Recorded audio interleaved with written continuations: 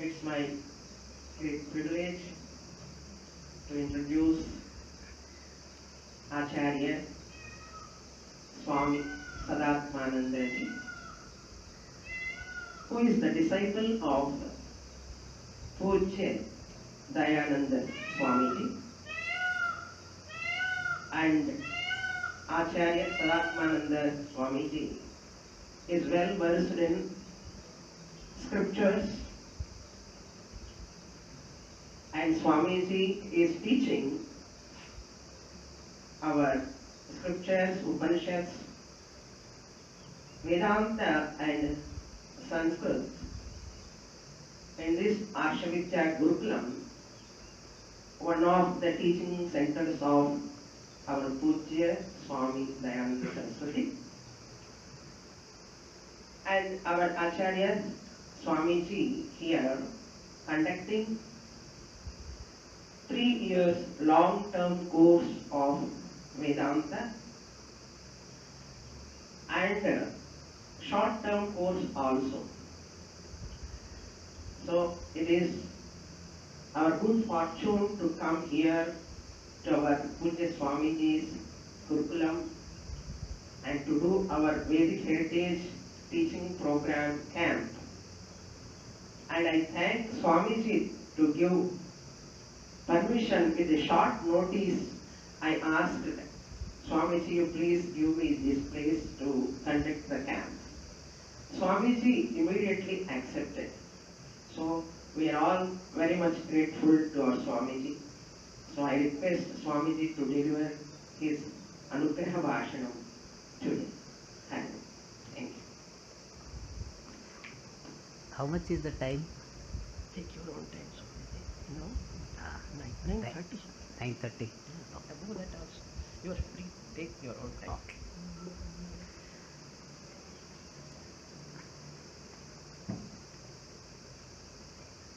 Vakratunda Mahakaya Suryakoti Samaprabha Nirvignam Kuru Me Deva Sarvakaryeshu Sarvada Sadashiva Samarambham Shankaracharya Madhyamam Asmadacharya Paryantam Vande Guru Paramparam Yasya Kripa Katakshabhyam Shubham Sarvam Pravartate Dayarashim Dayanandam Vandeham Sadaram Muda.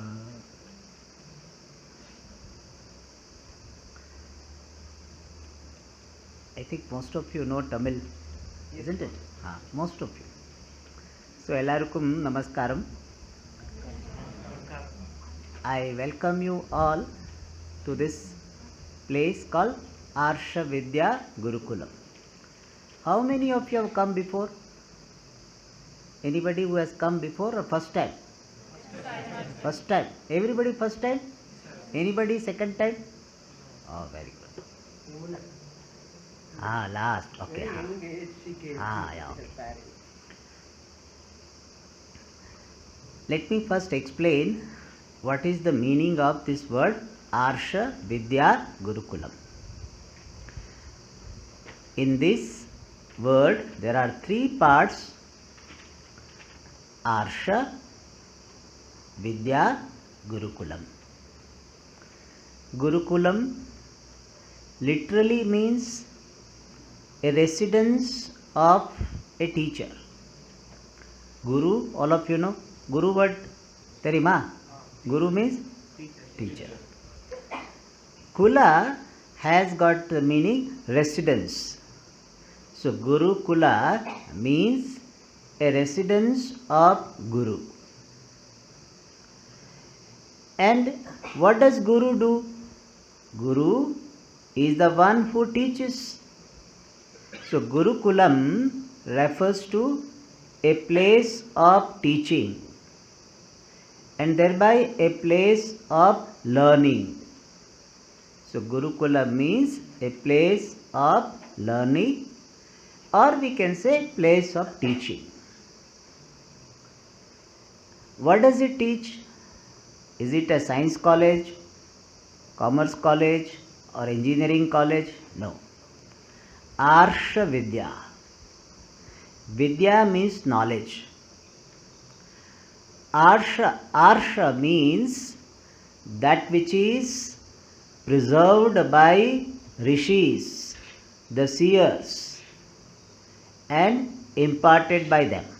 So Arsha, the word is derived from Rishi, and Rishi means the seers of the mantras, knowledgeable people.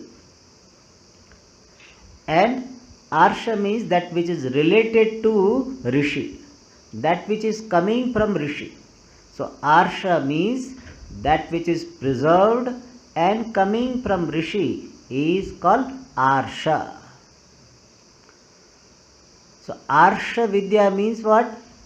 The knowledge which is coming from, preserved by and coming from Rishi, that knowledge is called Arsha Vidya.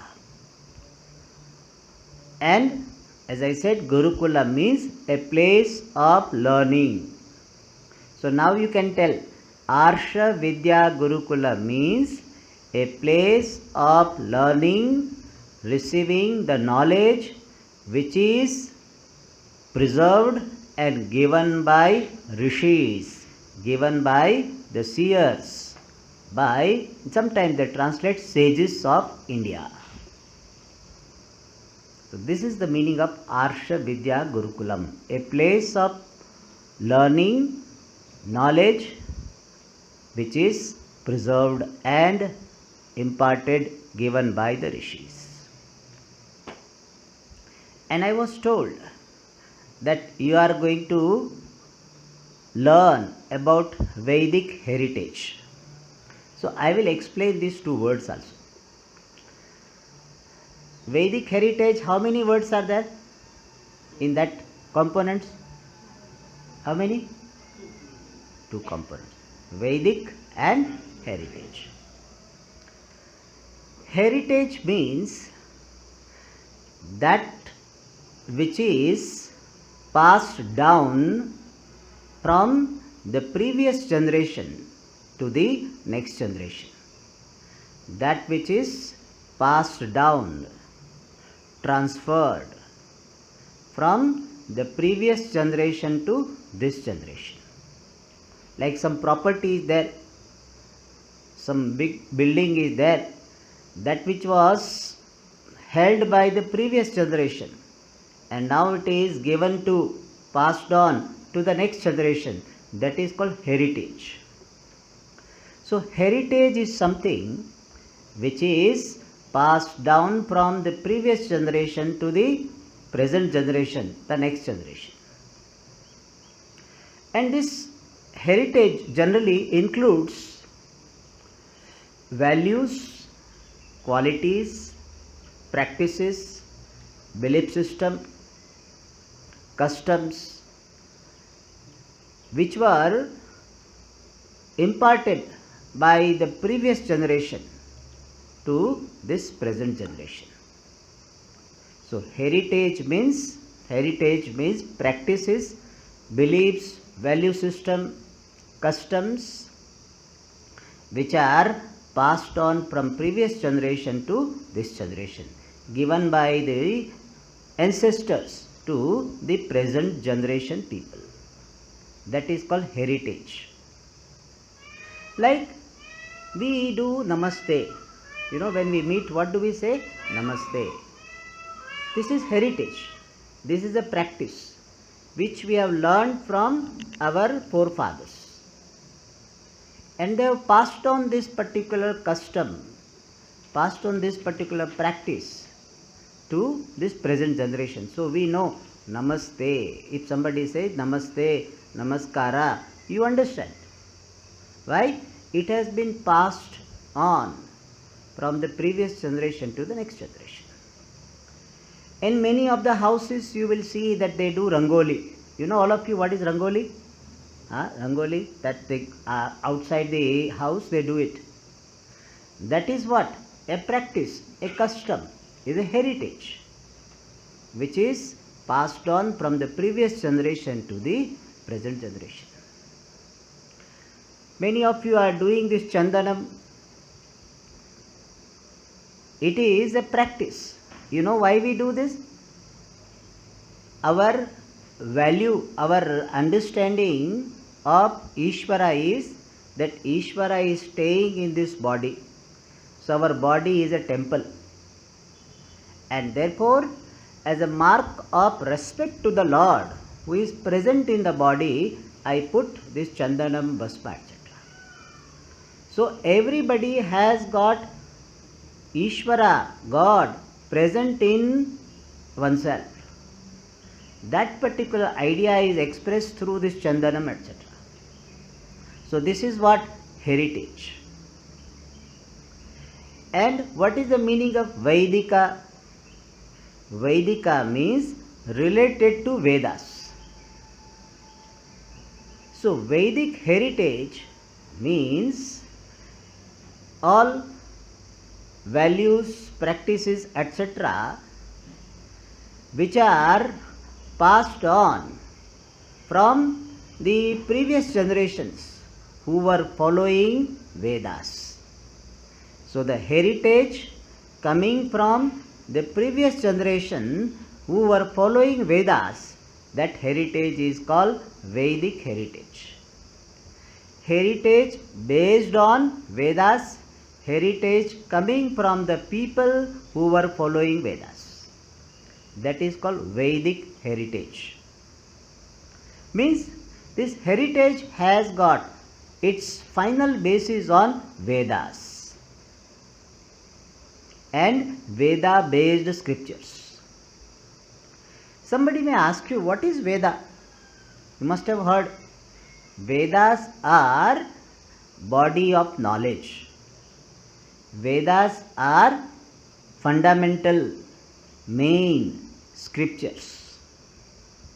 So Vedas are body of knowledge, fundamental, main scriptures. And our culture is also called Vedic culture. Generally we say Indian culture, but real name of our culture is Vedic culture. Why it is called Vedic culture? Because our culture is based on Vedas and Veda based scriptures. Alright. Who have written Vedas? Vedas are not authored by anyone. Written maybe by physical written by some people, but Vedas are not created, authored by any human being. Vedas are the gifts of God for the entire humanity. So in one sentence you can present what is Vedas? Vedas are gifts of the Lord to the entire humanity. This place of Vedas we can understand by giving the example of a manual. Do you know what is manual? When you buy a refrigerator, when you buy a TV, when you buy some gadget, along with that one small book comes, how to use this gadget, how to use this machine. Even with the phone it will come, cell phone it comes, computer it comes, that is called manual. How to use this gadget properly.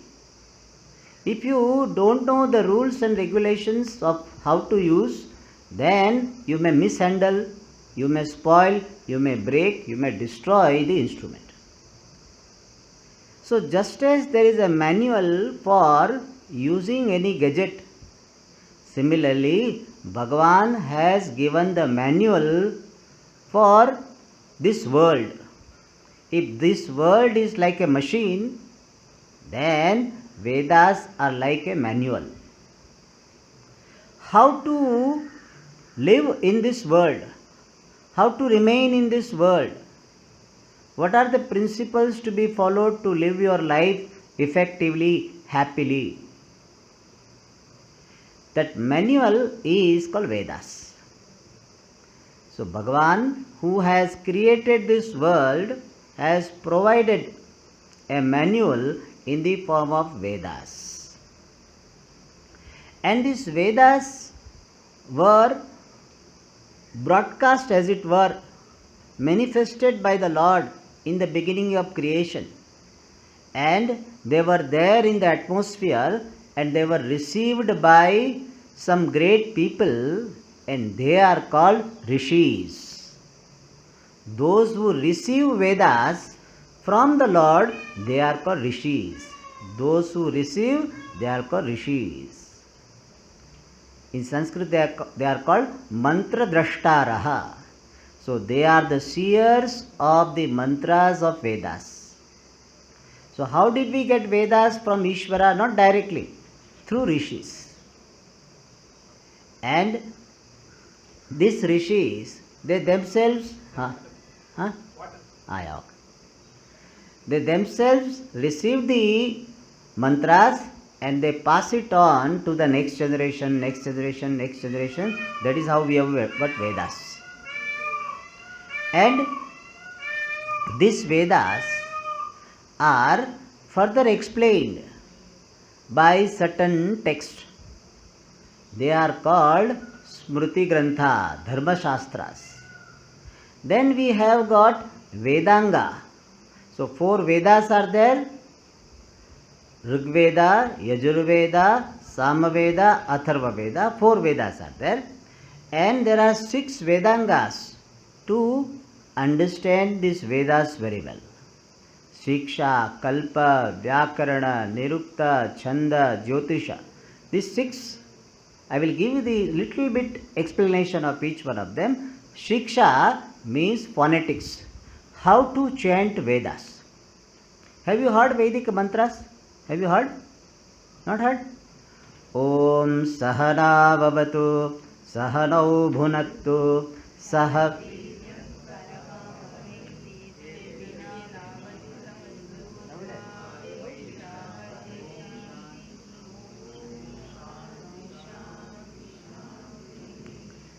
So you can see there is a way of chanting.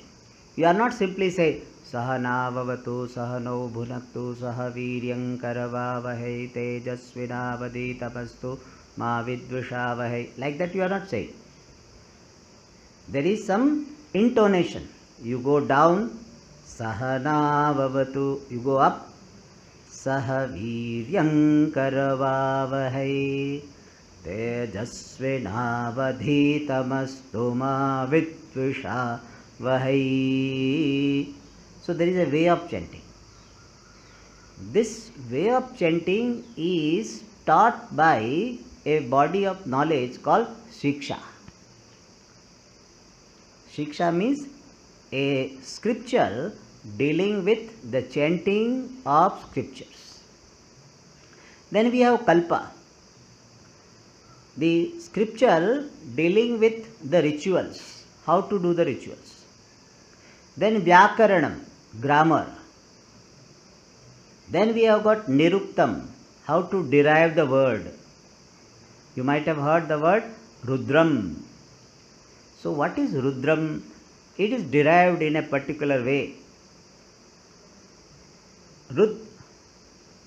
That which is destroying the dukkha is called Rudram, Rudra. Thus we have got Niruktam.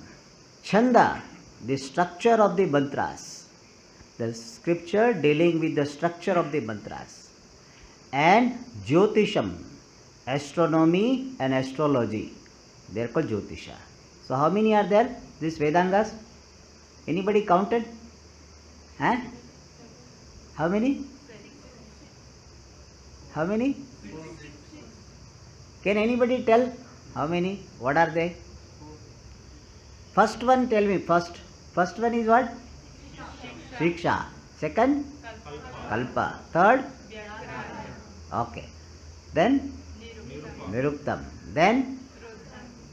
Rudram is not example. Rudram was Jyotisham.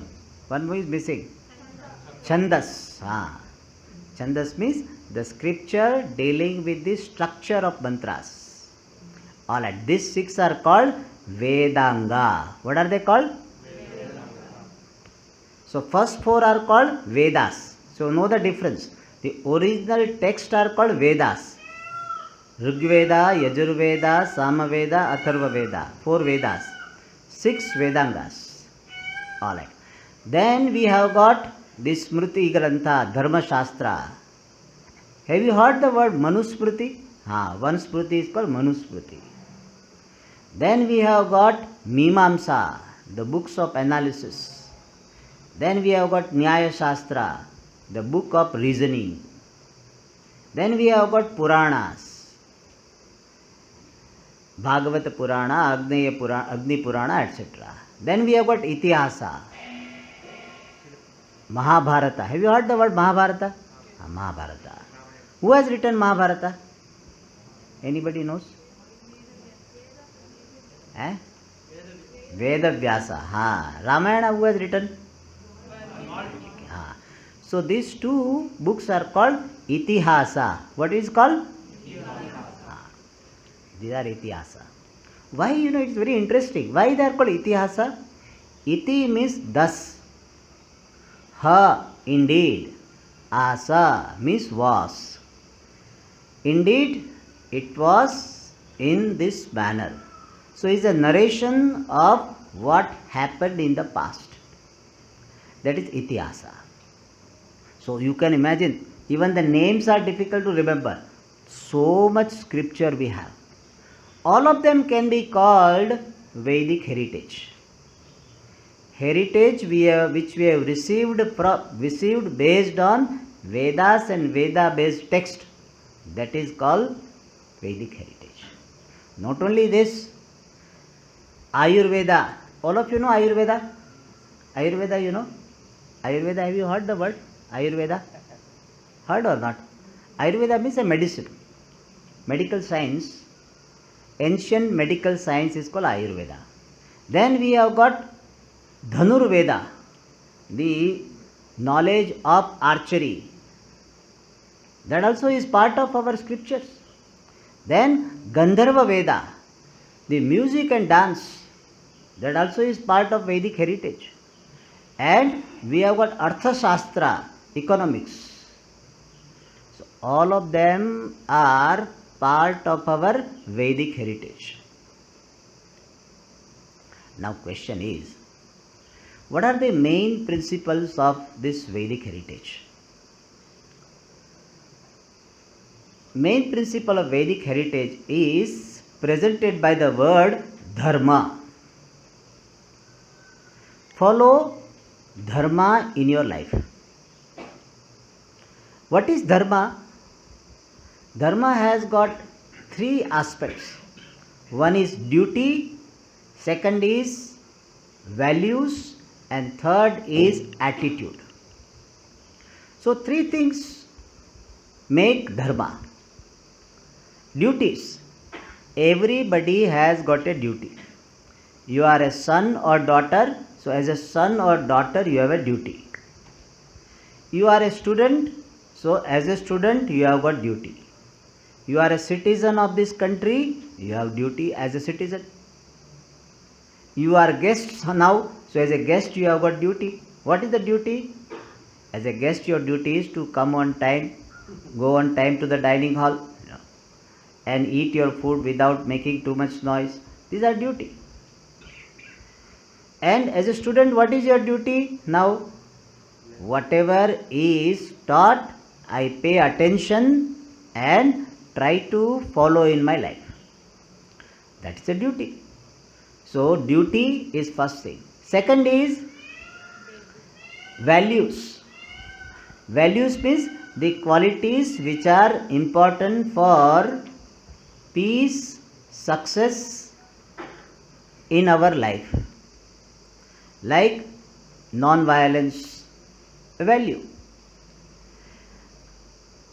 Straightforwardness, a value. Accommodation of all, value. So these values are the second part of dharma. First part is what? Duty. Second part is values. Third part is proper attitude. Attitude means what? Way of looking. I look upon the whole world as gift of Ishvara or manifestation of Ishvara. I look upon my parents with devotion. I look upon my teachers with devotion. This is called attitude. Attitude means way of looking. I look upon my parents and the teacher with the attitude of devotion. Respect. What is devotion? Love and respect is called devotion. So towards teacher there is devotion, towards God there is devotion. And whenever I am doing my duty, I do it as worship to the Lord. This is attitude. And whenever any situation I receive in my life, I take it as a prasada coming from the Lord. This is attitude. So these three things, duties, values and attitude, they are called dharma. And following the life of dharma is the main principle of Vedas. And Vedas says that if you follow Vedas, the dharma, then you will attain 4 human goals. Artha means wealth, kama, pleasure, dharma, punyam, and finally moksha. Moksha means freedom. So our Vedas are very comprehensive, touching upon every aspect of our life, not focusing only one part, very comprehensive, and leading to the ultimate. And our Vedas accept unity in diversity. So all are different, but all of them have got some common factors. Let us highlight that. So unity in diversity is the principle of Vedas. Now last point I would just mention and complete. That is, what is my duty to this Vedic heritage? That is the next point. What is my duty to this Vedic heritage? The first duty is I should learn Vedic heritage. So you are doing this duty now. You have come here to fulfill this duty. You should learn your Vedic heritage. Second, respect your Vedic heritage. Be proud of having this Vedic heritage. That is second. Learn your Vedic heritage, respect and be proud of having this Vedic heritage. Third is practice the principles of Vedic heritage. Practice the principle of Vedic heritage. Fourth is, next one is protect this Vedic heritage. And the last one is propagate this Vedic heritage by sharing what you have learned, by giving your time, by giving your money when you grow and start earning. You contribute to the spreading of Vedic heritage. And give this Vedic heritage to the next generation. And whatever you can do to spread this Vedic heritage, please contribute. What we have received is so great, so it is our duty to protect it and pass it on to the next generation. As we have received from previous generation, we pass it on to the next generation. That is our duty. Thus, the Vedic heritage is a great blessings we have. We protect, follow, practice and propagate. That is our duty. And I am sure Swami Amma will teach you about this Vedic heritage. You will learn a lot. And whenever you get opportunity, you share with others and protect this Vedic dharma, Vedic heritage. My best wishes, prayers and blessings to all of you to have a wonderful this Vedic heritage camp. Namaste. Thank you so much, Swamiji. And Swami presented the whole Vedic heritage in nutshell beautifully. I hope all of you have received that. And last point Swamiji mentioned. First point, Ashavidya. What is Ashavidya? Then what is Vedic heritage? Later, how we have to learn and how we have to practice and propagate that duties about dharma. So 3 points Swami said. Thank you so much, Swamiji. Very nice and great lecture. Thank you. I wish Swami should come. Excuse me. Every day, just a half an hour, 45 minutes. I request Swamiji, please can morning times if possible. And discuss this today. Come. Thank you so much. Very nice, excellent starting. Excellent start for us. Do namaskar to Swamiji, all of you. Namaste, Swamiji. Brahma Gururvishnuः Gururdevo Maheshwarah Guru Sakshat Parabramma Tasmai